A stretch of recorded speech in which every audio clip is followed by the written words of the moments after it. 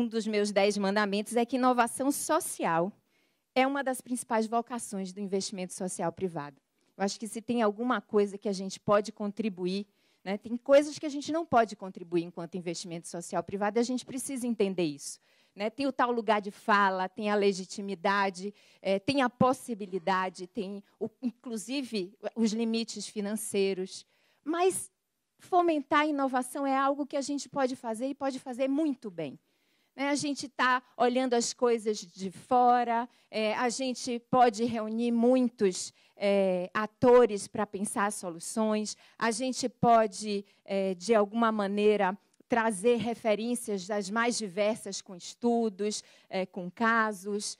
A gente pode investir um dinheiro, às vezes, mais solto, a gente pode ter uma estrutura mais flexível, menos burocrática. A gente não tem a obrigação de entregar o serviço, então, a gente pode ser a área de P&D, né, de planejamento e de desenvolvimento de inovações para ajudar o setor público. Enfim, então, quero dizer para vocês que isso está dentro do nosso mandato. E é muito importante que a gente assuma esse papel, porque são poucos hoje que conseguem trazer inovação para esse campo. Meu segundo mandamento é de que a inovação social no Brasil tem que reduzir desigualdades. Não adianta a gente inventar uma inovação que é para poucos, é uma inovação para criar mais abismos, né? Então, vou criar uma inovação que vai beneficiar um determinado contingente de pessoas, ou uma inovação maravilhosa na área de educação que só as escolas privadas vão ser capazes de implementar. A gente vai piorando o nosso mais complexo desafio social, que é esse de reduzir mesmo essas distâncias. Então, acho que sempre que a gente pensar, pelo menos é sempre o meu pensamento, sempre que eu penso em inovação, eu penso, essa inovação que está sendo gerada vai diminuir esse abismo, vai aproximar esses grupos mais vulneráveis, ou que vivem em situações mais vulneráveis daqueles grupos que têm mais privilégios, para usar as palavras que a gente vem usando aqui desde ontem, né? Meu terceiro mandamento, a inovação social deve nascer de um grão de areia.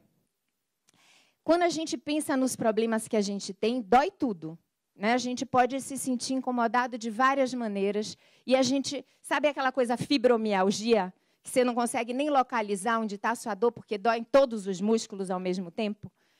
Se a gente não localiza um ponto, o grão de areia, e ele gera um incômodo capaz de fabricar uma pérola, a gente não sai do lugar.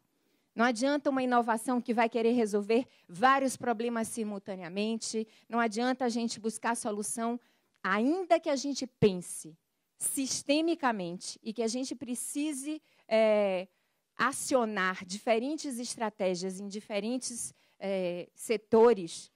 A gente tem que entender qual é o grão de areia, qual é esse incômodo que a gente vai buscar resolver.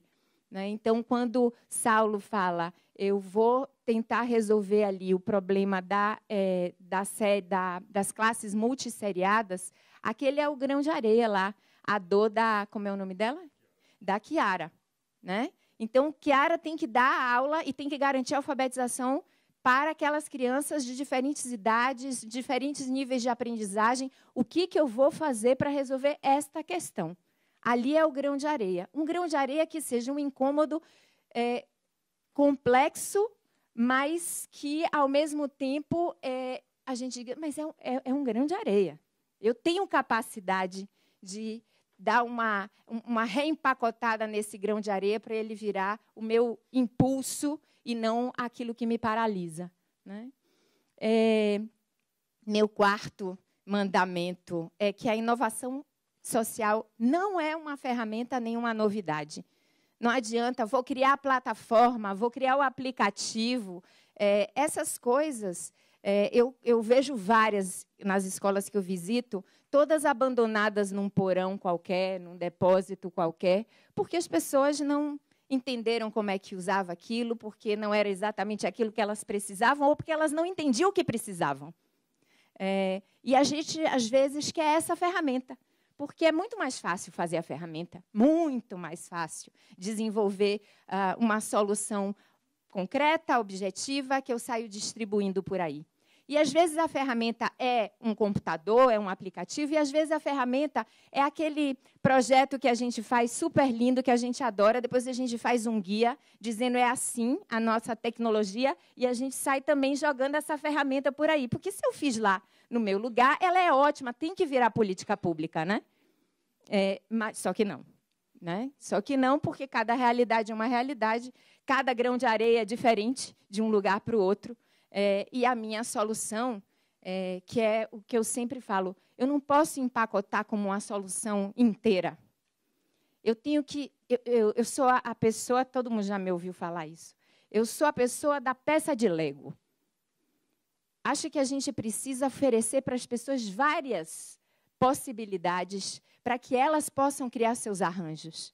Então, as inovações elas não podem ser tão empacotadinhas, elas precisam ter vários componentes ali que podem ser rearrumados, remixados, repensados por diferentes contextos para onde essa inovação vai ser levada. E não é novidade, porque, às vezes, são coisas antigas. Né? É uma cadeira que eu vou rearrumar diferente numa sala de aula. É algo que foi usado lá por Piaget, que eu vou ressuscitar agora, porque nesse contexto faz todo sentido. Então, a inovação é algo que vai solucionar um problema que a gente tem, permitindo que a gente faça diferente aquilo que a gente faz. Mas não necessariamente é algo que nunca foi testado antes, que nunca foi feito antes. Né? É para a gente parar de achar que tem que ser tudo nunca visto, original. Não é por aí. Quinto mandamento é que a inovação social só acontece com mudança cultural. As pessoas não adotam essas inovações porque a gente quer. Elas não ficam esperando as inovações sociais que vão ser lançadas, assim como o próximo iPhone. Não é um objeto de desejo. Elas querem resolver seus problemas, mas mudar o que elas fazem, o jeito que elas fazem, custa muito, é muito, muito doloroso. Então, inovação social não é algo que a gente vai achar na prateleira ou que as pessoas vão ficar na fila do Black Friday, né, para pegar numa promoção. E aí, eu vou citar um exemplo. Eu li um artigo recentemente na Newsweek. Tem uma fundação na Inglaterra, que essa fundação só investe em pesquisa na área de educação para saber quais práticas pedagógicas são eficientes ou não são eficientes. E eles conseguem provar quais são eficientes e não. Mas os professores têm acesso a essas evidências e usam aquilo que eles querem. Porque se eles não percebem que eles precisam mudar a sua atitude, as suas práticas, não é porque uma evidência vai me dizer que isso vai me convencer. A verdade é que as pessoas não são convencidas só por evidências. As evidências são importantíssimas, são fundamentais. A gente precisa realmente gerar evidências para mostrar que a nossa inovação é eficaz. Mas não adianta só isso. A gente precisa fazer com que as pessoas se deem conta do seu problema, se deem conta que precisam fazer de outro jeito e entendam essa inovação como realmente algo que merece ser incorporado, que merece ser trazido para a sua realidade. Né? E aí vem o outro mandamento, o sexto, que tem muito a ver com o que Saulo disse. Para mim, inovação social se constrói com o usuário, porque é aí que a mudança vai acontecendo. Não é algo que vem de fora para dentro, imposto, e aí agora vamos assim, todo mundo fazer isso aqui porque o secretário mandou. Né? Mas é algo que eu entendo o meu problema, eu consigo localizar aquele grão de areia, eu me incomodo o suficiente para agir, e eu começo a buscar junto essa solução, que quando ela se formata, depois dos erros e tudo mais, ela faz todo sentido para mim. Ela é parte de mim, eu co-criei aquilo. Né? Mas, obviamente, que o sétimo mandamento eu preciso também de inspiração, diversidade e criatividade. Eu não posso achar que eu vou juntar os usuários que nunca fizeram diferente e ali na seca eu vou ficar rodando pelo lugar comum. Eu preciso fertilizar esse momento aí. Né? E aí, como a Américo falou, diversidade é tudo. Então, por que a gente quer misturar o aluno com o professor, o empreendedor de negócios de impacto com o coordenador pedagógico, o investidor social privado com o cara que está lá fazendo pesquisa na universidade. Cada um tem um olhar, cada um tem uma experiência, tem um repertório. Quando a gente junta tudo isso, é de uma potência. E ainda mais, a gente aprende a trabalhar junto, né? A gente aprende a escutar o que fala diferente, o que fala de um lugar diferente, o que, nesse momento, é bem salutar para a nossa sociedade. O 8º mandamento é que a inovação social só se efetiva com boa implementação. Não adianta inventar a coisa mais linda do mundo e depois deixar que os outros resolvam como é que vão usar.